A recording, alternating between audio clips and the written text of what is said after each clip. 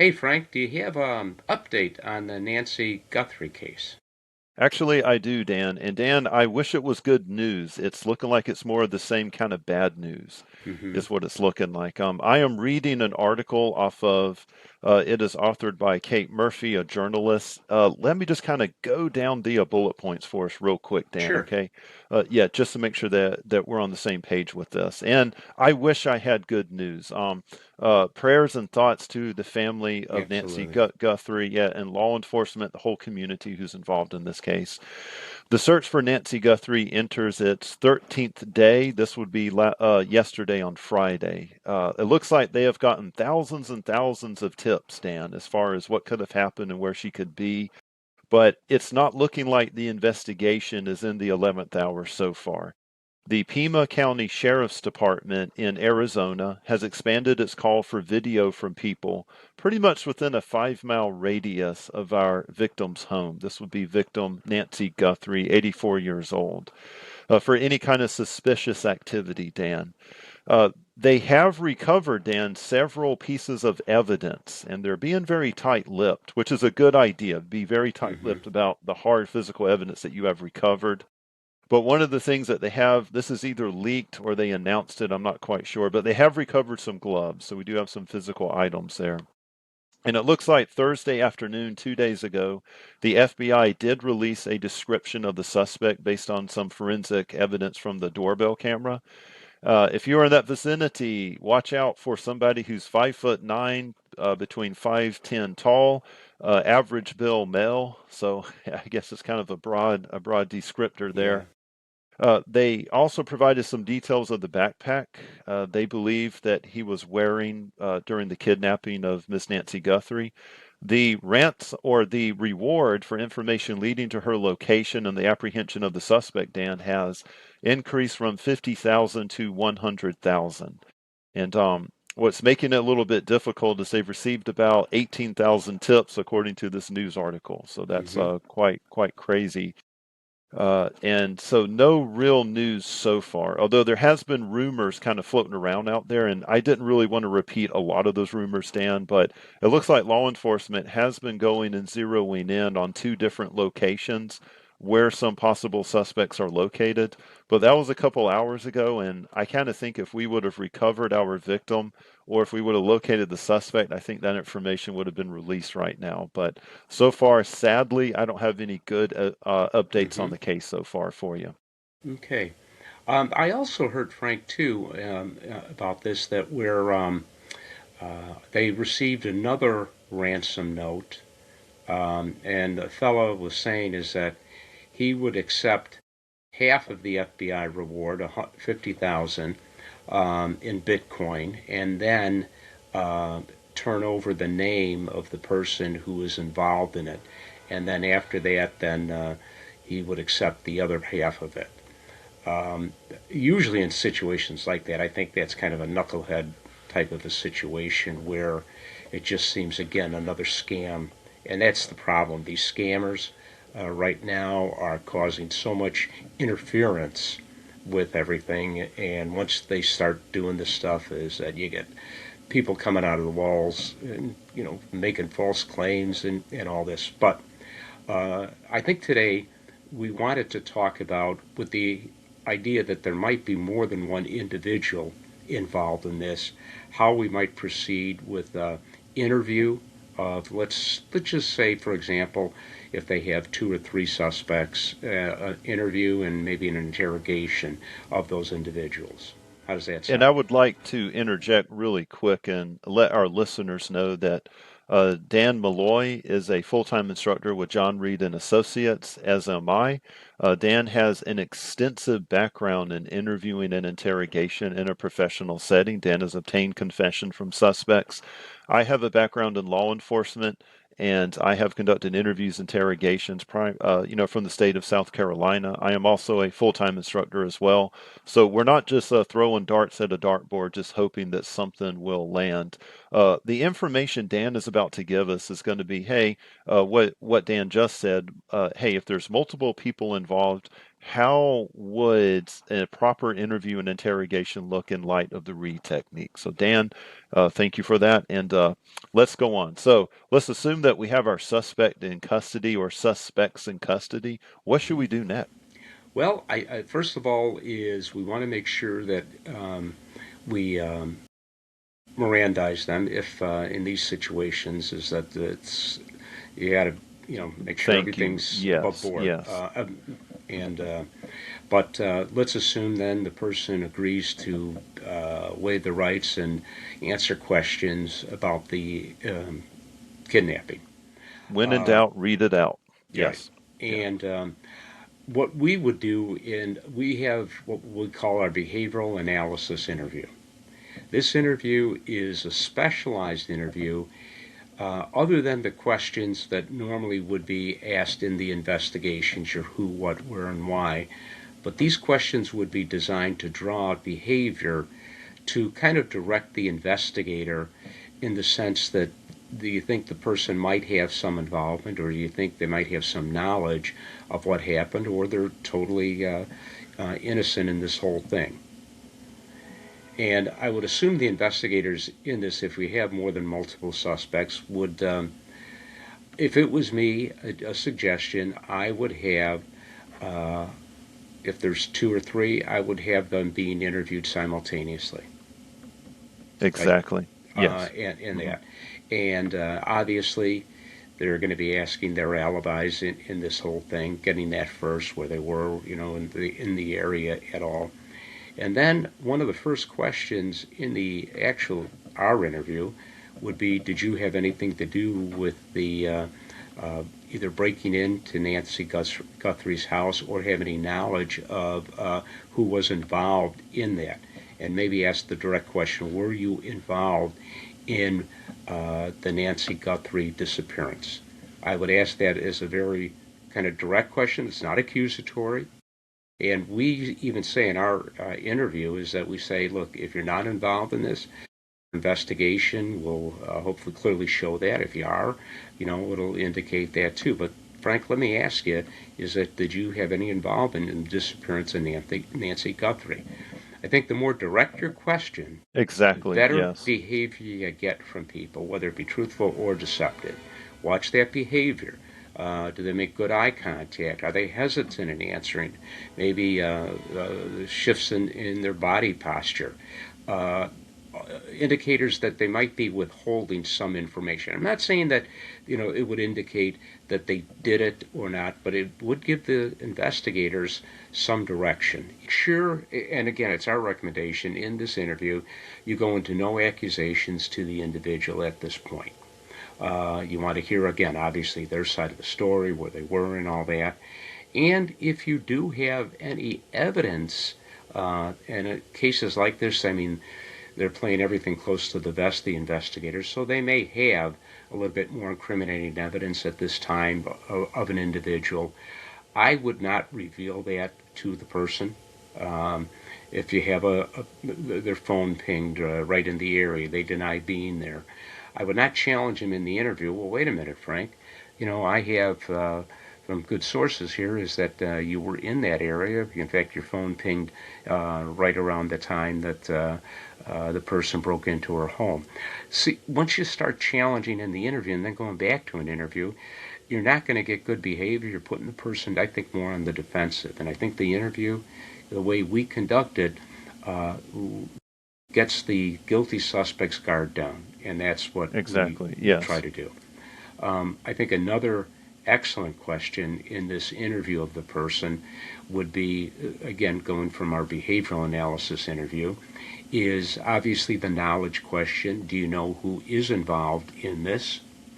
And then a follow up to that. And a lot of times in cases like this, the person may be just denying, no, I don't have any knowledge, even if they do. But a question that kind of draws people out a little bit is that the next one, the suspicion question. Who do you, and you ask it in a more assuming manner. And you would say, I would say to the person is that who do you suspect is involved in this? Now, I'm not saying that they are, and a suspicion maybe just a gut feeling. But if all it is a suspicion, I will keep that in confidence, and I will not go back to that person and say that you said anything about them. So, Frank, who do you suspect is involved in this? I think a tendency, and we do it, I've done it, is you ask, do you have any suspicions of anybody? And even if they do, it makes it real easy for the person to say no. Exactly. Yes. And Um, yeah, mhm. And I think too, like, I hope now, whenever you apprehend a suspect like this, especially one that's garnering national media attention, the initial first contact is so important. I would try and have first responding officers, hey, don't ask them too much specific stuff about the case. Of course, we want to know our victim, right? Nancy, we want to say, hey, is she okay? Is there any aid that we can render her? But once you have the suspects, let's assume it's more than one person in custody, definitely transport them individually to the holding area. And I know that this probably won't happen, but I would even like to hold them at different jails, different detention centers. Normally with these investigations, they're not going to go to prison immediately. They're going to go to a holding center, a detention center, a jail cell. But criminals have ways of communicating in these environments, and we don't want them trying to collude, trying to get their story straight. But I would try and send in a rat into the cell with them, is what we call them in law yeah. enforcement. Maybe they can listen to the person. Now, that's going to be a terrible witness in court, but maybe they could reveal a motive. Maybe they could reveal some evidence. And speaking of evidence, I hope that the police officers doing this, and there's no doubt in my mind that they're full professionals, Dan, but no consent to searches. Just get a search warrant, go out there and get whatever you need. Because a lot of times victims, families, and witnesses are cooperative today, but then they can turn hostile tomorrow. So always get everything off of a search warrant. And I would try and work in a phase one analysis wherever possible. And I would try and start from the person who's the lower rung of this gang or this group. And the investigator's kind of opinion is that who is the weakest in a situation like this. And at least from our experience, and I'm sure, Frank, from yours, when you have multiple people involved in something, you have the leader and then you have the followers. Exactly. Yes, yes. And um, and your suspects kind of know, at least the leader kind of knows who is the weakest of everybody in their group. And sometimes talking to I mentioned it before about maybe speaking to people simultaneously.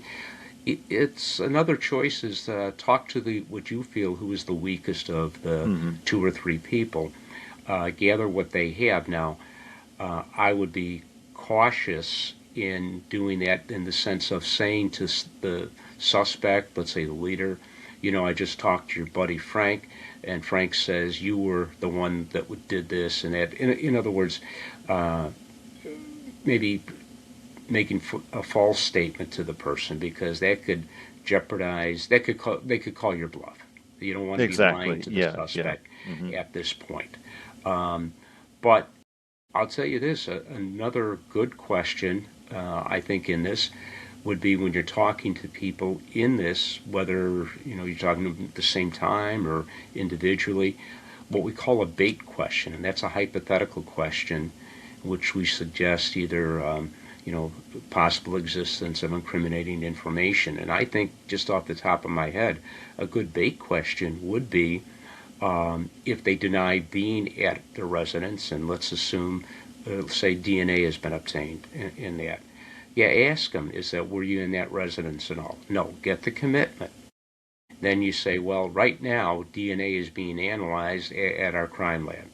Is there any reason why, when we get that report back, Frank, that it would indicate your DNA in her house? Now, Frank, and this is really important, this next statement you want to make to the suspect. I'm not saying you were the one involved in abducting her or harming her, but maybe you were at her house at an earlier occasion, and Hmm. now because of everything that's going on, you're a little bit afraid to mention anything because people may jump to conclusions. So, is there any reason why your DNA would be in her house or I like in that that. Yeah. residence? That would be, I think, a great bait question to Hmm. ask. But the most important thing would be using that face saver in there. Get the commitment, and then if you just say to somebody, Frank, is there any reason why we would find your DNA in Nancy Guthrie's home? If you were there, the way I asked it, you're going to say no. Because if you say yes, you think as the suspect that you are acknowledging guilt. And the bait is not really designed to get a person to admit guilt. It's designed a lot of times in the deceptive area to see if they'll either change or consider changing their story. Obviously, the change in story would be is that, well, yeah, now that you mention it, I do remember going over there on a previous occasion, asking if I could do any work around her place, clean up and make some extra money or that. But another one would be the qualified response. And that would be, is any reason why. I'm not saying you had anything to do with her abduction, but maybe you were just over there at a previous occasion. It might have slipped your mind, or you were just reluctant to say anything because of all the bad publicity. Is that possible? Watch the reaction, and I would say a good deceptive response would be, well, I don't think so. I don't remember being over there. I don't remember being in that area. And that's just a lot of times a nice way of a deceptive person not outright lying to you, but not telling, just kind of weaseling in their answer. Exactly. Yes. And I think it all goes back to what we were saying earlier, Dan. It's just having a plan of action in place. We have questions in our workbook. What I did when I was in law enforcement is I transferred them to a Word document, my subject workup sheet. And as I'm getting new data, I would constantly be thinking about this interview and, if necessary, an interrogation. So I think that's real good, some good information. I just thought of another good bait question, since I believe they're looking at vehicles driving by the area, or in this situation, one of the theories is the individual or individuals who did this had kind of surveilled the area at a previous occasion earlier. That's why they're asking for all the ring cameras, doorbell cameras, and that in the area, security to see. Another, I think, good bait question would be, were you in that area at all between such and such a date to the time that she was abducted? Get maybe a 2-week area, 3 weeks. Get them to say no. Then say, well, is there any reason why, when we're analyzing all these videos from all these cameras, and it does take time to get all this data back, is there any reason why it would show you driving near her house earlier than the date that she was abducted? I'm not saying again you had anything to do with it, but maybe you were just driving in the area, you kind of got lost and may have gone by that particular residence. Any reason why? And again, watch the behavior. The person that says, no, there shouldn't be. I don't think so. I don't remember doing anything like that. Watch the eye contact. Maybe the head is down. Again, that's telling me is that perhaps they're withholding information. Or there's so much. Deceptive. Yeah. With the technology today, where you could go with a bait question is almost unlimited. You could do a drone bait. You could do a phone bait. And I think car bait. Yeah. And I mean, investigators, when they do, and a lot of investigators, even if they haven't attended our course, have a tendency to bait people, which is fine. But what I find what they don't do is they don't give the face saver with the bait, and how important that face saver is. That's really, really important. Can you give us an example of a face saver and a bait question, Dan? Yeah, just like in our example, is that if you say any reason why you'd be on video driving by Nancy Guthrie's house in the last 2 weeks, a deceptive person is probably going to just say no. Exactly. Because, the face saver being is that I'm not saying you had anything to do with her abduction and that, but maybe you're just driving by the area, got lost in that area, just sightseeing and drove by that area. That would allow the person now to maybe say is that, well, yeah, I now I remember I was driving by the area is kind of reluctant to say anything with all the investigations that's going on, or perhaps they might just qualify it by saying, I don't believe so, I don't think so, which is to me a good indicator that they did drive by that area. We're trying in that interview not to get the person to confess, but to, from the Hmm. investigator standpoint, to kind of focus in on a deceptive person. Now, the other, 100%. the other Yes. benefit I see from that is that if that person is deceptive, if they are definitely involved in her abduction, when the investigator asks a question like that, the guilty suspect many times is thinking, well, maybe they do have that information, maybe they do have that video, and they're kind of seeing how I'm going to react to it. And that's what causes not so much them to acknowledge it, but a little bit sometimes change the story, but I think qualifying that answer. They're not prepared for the face saver. And that's gives them a kind of a way out. So whatever kind of question you would ask, I would definitely make sure you try to incorporate a face saver. Go on our website if you want more information about the bait question and that and And there will be lose a Lisa's link in, book. yeah. Yeah, And there'll be a link in our show notes too for the listeners and viewers to our website, as well as a Gmail account that's going to be the official email account of this podcast that me and Dan have. Man, Dan, I wish I had some better information for you yes. today, a better update. Now, right, right. Okay, Frank. For listeners, you can stop by YouTube, Apple. You can stop by and listen and view us on Spotify as well. And for all of our viewers out there, let's keep Nancy Guthrie in your hearts. And I hope that everybody is returned safely and there is a successful resolution to this case.